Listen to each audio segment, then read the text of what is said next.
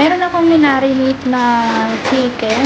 Minarinate ko siya sa sa soy sauce at saka sa bawang at paminta. So ngayon, titry ko tong gawing chicken joy. Ayan. So lalagyan natin siya ng itlog.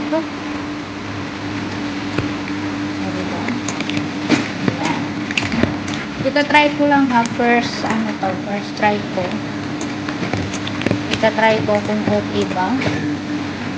So, ayan siya. Ayan na siya. So, ayan na ang ating manok. Ayan. And, ito ang ating yes, ang ating brigiding. Yan. Subukan ko lang muna sasakto ba siya, magiging okay ba. So, pag magiging okay siya, yun, iba-vlog ko na siya. So, ayan, ang ilagay ko dyan ay na white flour, cornstarch, paminta, bawang, and asin.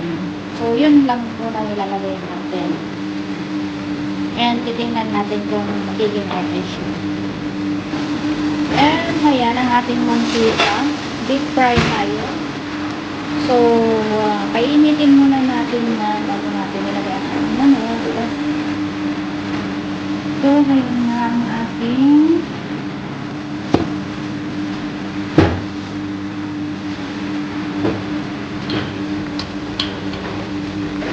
grading. So, ayan. Ang gagawin natin. Ano lang natin. Paikot-ikot lang natin yan. Magulong-gulongin yan. So, ayan. Ayan siya.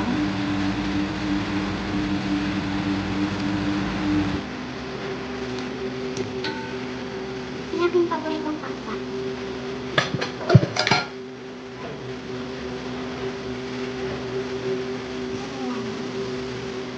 Bukang natin. Tapos, pag naging okay siya, ipa-vlog ko yung full procedure, full recipe. Testing muna natin ngayon. Makikita mo kung anong nangyayari. Kasi first time ko lang din kung gagawin. Try ko lang ba.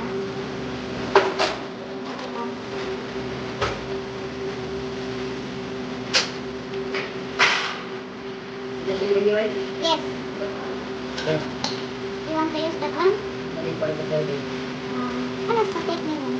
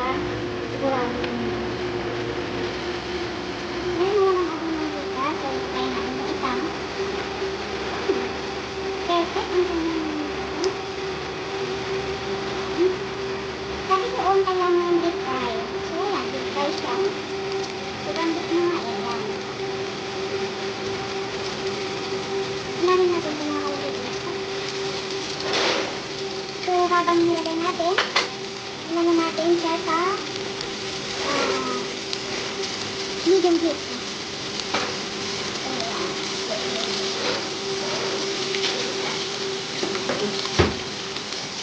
So, tingnan natin kung magiging okay na siya.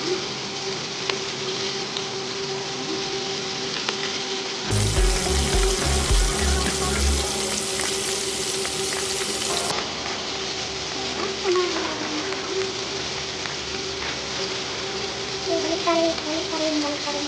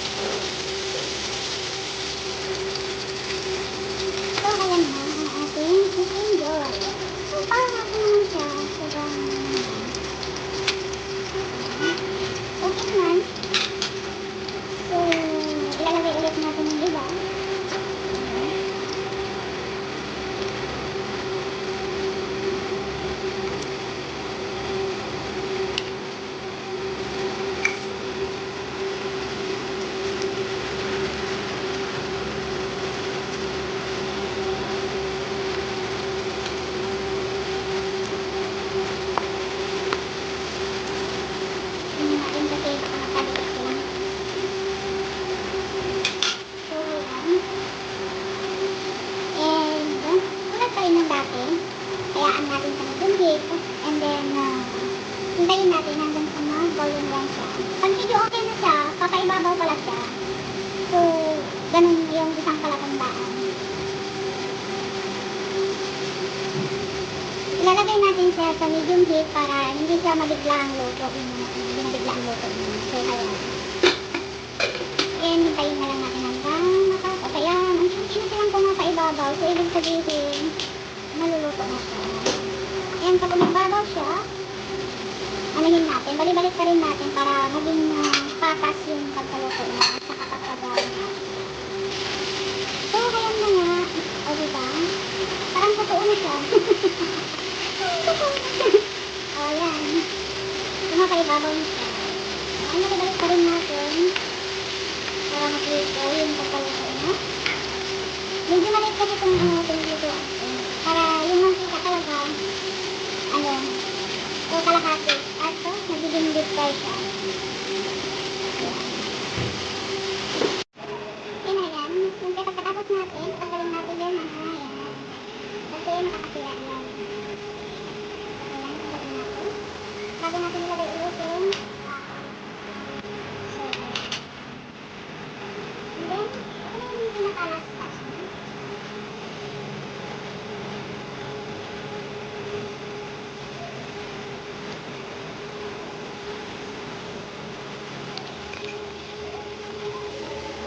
So, ganyan tayo magawa natin. Hindi naman natin makalala dito. Diba? Kunting push pa, siguro maminit na natin yung perfect na chicken broth. So, ayan na yung ating chicken broth. And, so, ayan, susubukan natin ngayon. Wow, juicy siya. So, ayan. So, diba? Ayan, lutong-luto naman siya. So, ito, tingnan natin. Uy, wow, parang totoo siya. O, diba?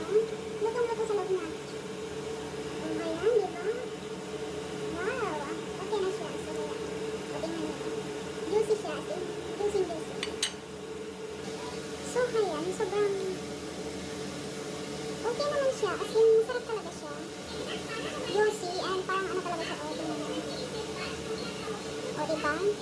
Parang napaka-juicy, napakasarap. And perfect yung pagka-luto niya. Ayan, so tikman natin.